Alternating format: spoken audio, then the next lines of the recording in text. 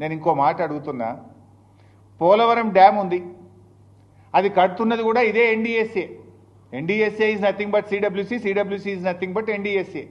సిడబ్ల్యూసీలో పనిచేసేటోళ్ళే ఎన్డీఎస్ఏకి ట్రాన్స్ఫర్ అవుతారు, ఎన్డీఎస్ఏలో పనిచేసేటోళ్ళే సిడబ్ల్యూసీకి ట్రాన్స్ఫర్ అవుతారు. అదేమి కొత్తది కాదు.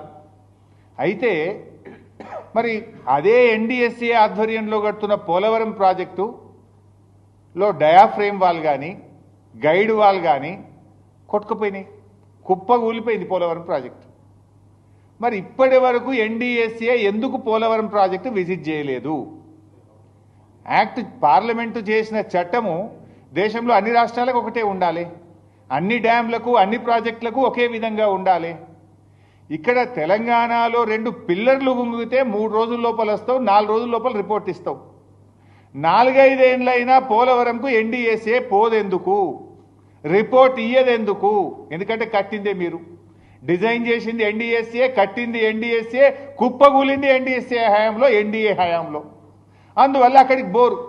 ఇక ఉత్తమ్ కుమార్ రెడ్డి గారు ఎన్డీఎస్ఏ ఏదో ప్రపంచ ప్రఖ్యాతి కలిగిన సంస్థ, ఇక దీనంత గొప్పది లేదు, దీంట్లో ఉన్నంత నిష్ణాతులైన ఇంజనీర్లు ఈ ప్రపంచంలో లేరు అని చెప్తాడు. మరి ఆ ఎన్డీఎస్ఏ కట్టిన పోలవరం కుప్పగూలిపోయింది, 5 ఏళ్ళైనా అక్కడికి ఎందుకు పోలేదు? ఇది ఎందుకు నేను చెప్పాల్సి వస్తుందంటే, ఎన్డీఎస్ఏ ఎన్డీఏ జేబు సంస్థగా మారింది. ఈ దేశంలో ఈడీ సిబిఐలను ఎట్లా వాడుతున్నారో ఎన్డీఎస్ఏను కూడా అదే పద్ధతిలో వాడుతున్నారనడానికి ఇది ఒక నిదర్శనము. అసెంబ్లీ ఎన్నికల ముందు ప్రాథమిక నివేదిక, పార్లమెంట్ ఎన్నికల ముందు మధ్యంతర నివేదిక, సిల్వర్ జూబ్లీ ముందు తుది నివేదిక.